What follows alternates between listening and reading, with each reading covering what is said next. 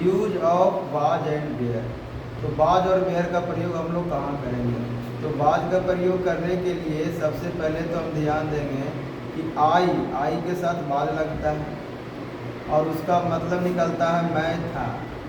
और मैं था तो उसके साथ दो चीज़ का प्रयोग आता है, या तो नाउन आएगा या एडजेक्टिव आता है। नाउन आता है तो जैसे नाउन कहने का मतलब हो गया कि मैं एक खिलाड़ी था, मैं एक गायक था, तो ये सब नाउन हो गया। अब इसी में रहेगा कि मैं ईमानदार था, मैं महान था, तो ये सब ईमानदार और महान क्या हो गए? एडजेक्टिव हो गए।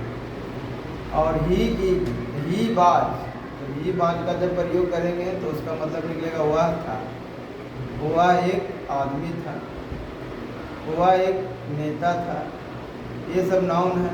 इसी के अगर एडजेक्टिव की बात किया जाए तो वह खुश था, वह नाराज था, वह मूर्ख था, वह चालाक था। ये सब एडजेक्टिव हो गया। और सी रहेगा तो वह थी, वह गृहिणी थी,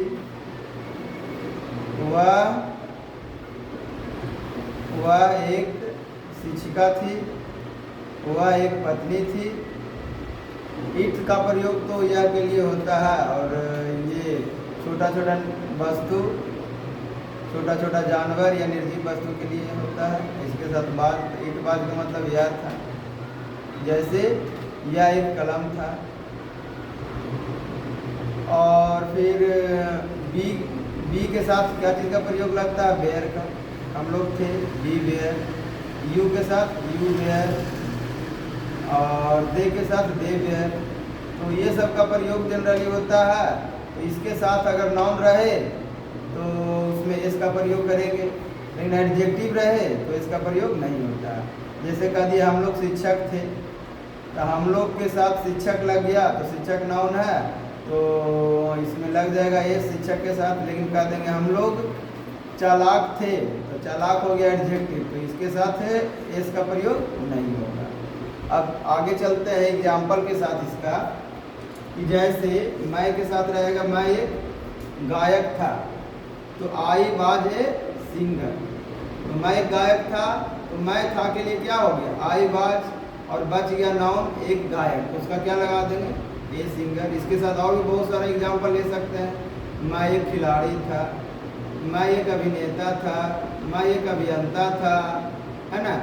ये सब नाउन है। और मैं के साथ एडजेक्टिव भी आ जाए तो मैं खुश था, मैं नाराज था, मैं चालाक था, मैं बेवकूफ़ था।